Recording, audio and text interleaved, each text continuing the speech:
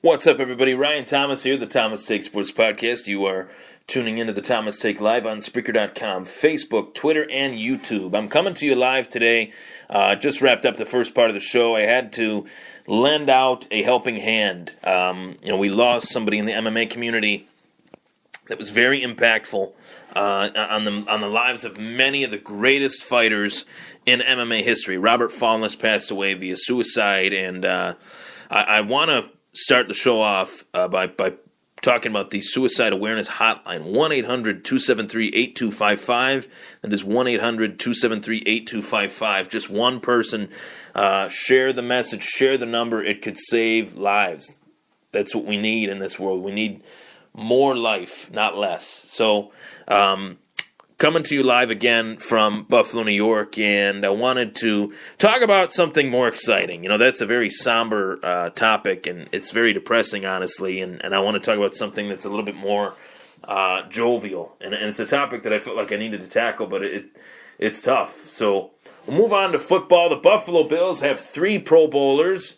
3 Pro Bowlers were voted on by the fans: LaShawn McCoy, Richie Incognito, and Micah Hyde, all well-deserving. I posted that yesterday on my personal Facebook page, as well as the Thomas Take Sports Podcast Facebook page.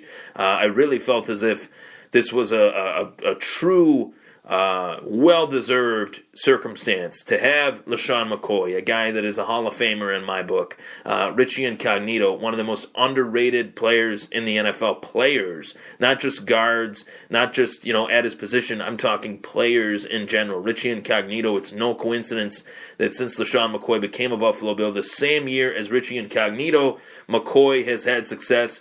It is mainly due to the pull guard that is Richie Incognito, a fantastic guard, one of the best in the game, one of the most underrated players in the game. And then you have the new Buffalo Bill, the first-year Buffalo Bill, signed over from the Green Bay Packers, the former Packer Micah Hyde, the safety, one of the best strong safeties in the NFL, a guy that I labeled on the Thomas Take Sports Podcast as the best addition by the Buffalo Bills this offseason, and it has been heard loud and clear by Hyde's performance this season.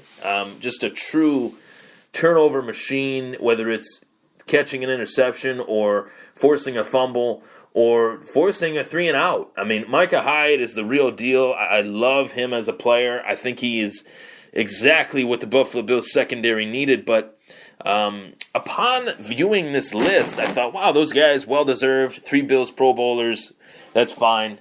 No harm, no foul. But after sitting around and kind of looking at the other Pro Bowlers, the list of the other Pro Bowlers in the NFL, I thought to myself, why did Trey White and why did Jordan Poyer not make the list of NFL Pro Bowlers? Trey White should arguably be the NFL Defensive Rookie of the Year. He has been a closer for the Buffalo Bills this year. He's finished 3 games off with interceptions for the Bills. And Jordan Poyer has been just as integral to the Bills' success as Micah Hyde. So I'm just a little perplexed by that. And realistically, I want to talk about something that I think is a little corny and stupid with the Pro Bowl. Why? I understand that the Pro Bowl is something that's supposed to be for fun. There's really not much on the line. It's not like the MLB All-Star Game used to be. It's not a situation where the winner ends up having home field advantage in the World Series or Super Bowl. It's not like that. I get that. The Super Bowl is on a neutral site. But that being said, why do the fans vote? This should be something that, I feel like the fan voting is flawed because the fans vote for their favorite players rather than people that should make it.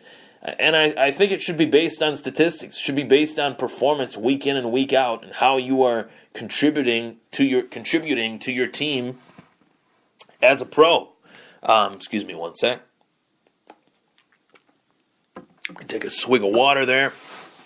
I don't know. I'm kind of mixed on this, which is why I don't really lean one way or the other way. I just feel as if, the Pro Bowl is something that the fans enjoy, but the thought that the fans pick the players is a little weird. They've tried to do so many things with the Pro Bowl, that are a little bit of a head-scratcher. They tried to make it like a fantasy team where Jerry Rice and Deion Sanders drafted teams.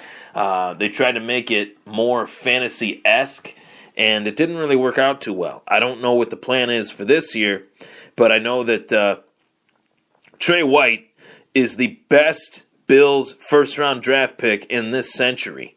He is one of the best corners in the NFL. He is the highest amount of snaps that a corner has had in the NFL, not just rookies, but in the NFL.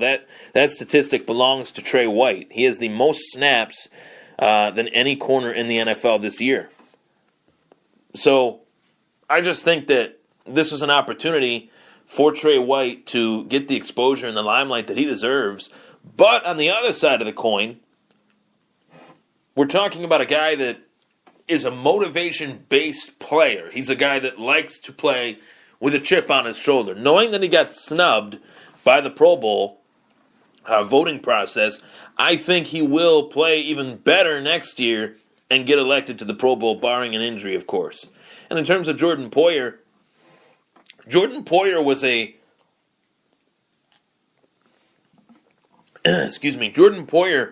was an under-the-radar acquisition by the Buffalo Bills, a guy that most people thought, well, he'll do okay.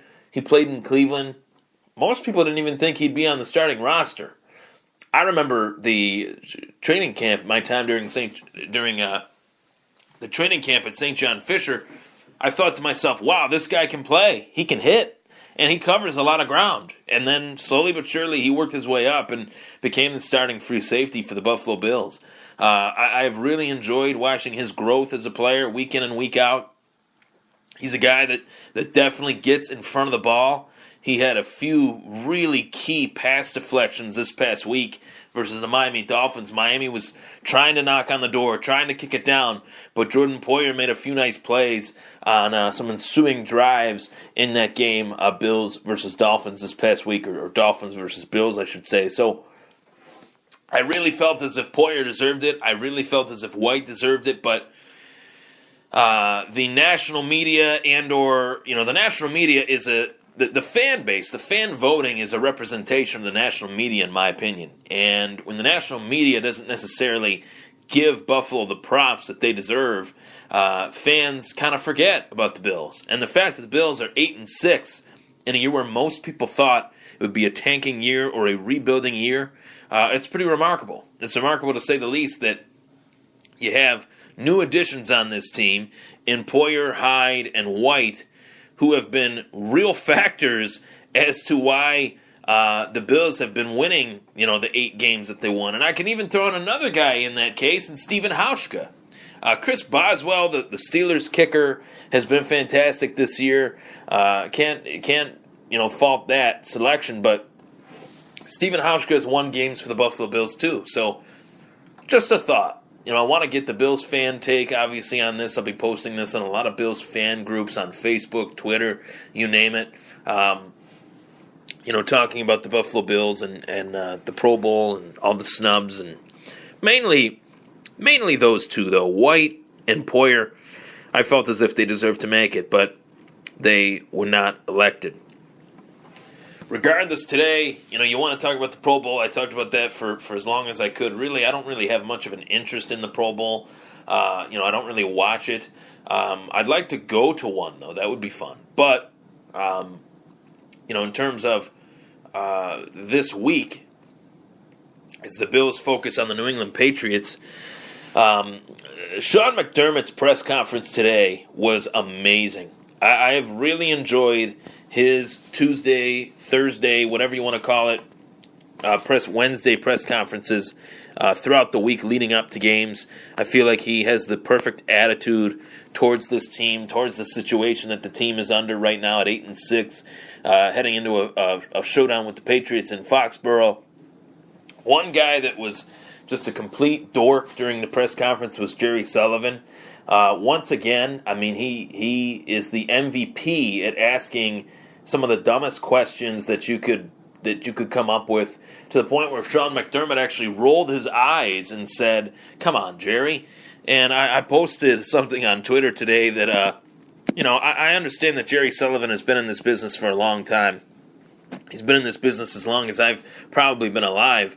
But, it's getting a little ridiculous hearing these questions that are completely obvious answers. They're bookended questions. So, let me see here. Posted this earlier today, and obviously, I want to preface my statement today by saying, I understand that, he deserves the credit. He's been around for a long time. But, let's see here.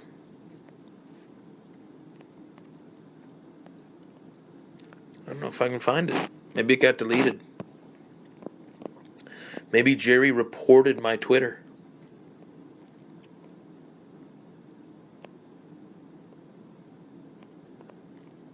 I'm not seeing it.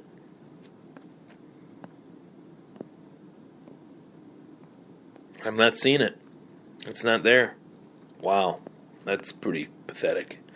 There it is. Okay.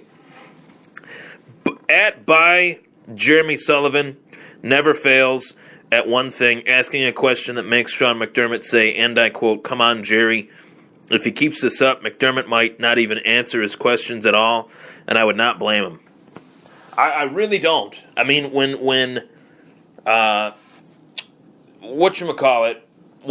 Jerry Sullivan asks these questions in which Sean McDermott is just taking it in and being respectful, trying to answer it the best way he can, but the question is just so stupid that I don't blame him. I wouldn't blame him next week if he said, "Jerry, I'm just not going to answer your questions anymore. Please stop.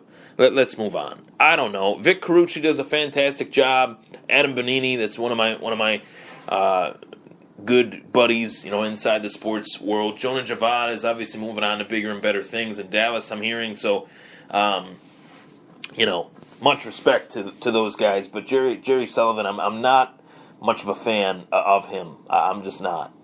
I just don't think he respects this team. I don't think he respects the avenue that he has of a sports writer to kind of prop up the fan base hopes rather than just be so pessimistic and negative towards each and every situation that precedes the Bills, and asking questions about Gronkowski when McDermott has made it painfully obvious that he is not going to answer those questions, and it's a complete waste of time. So, Jerry, come on, man.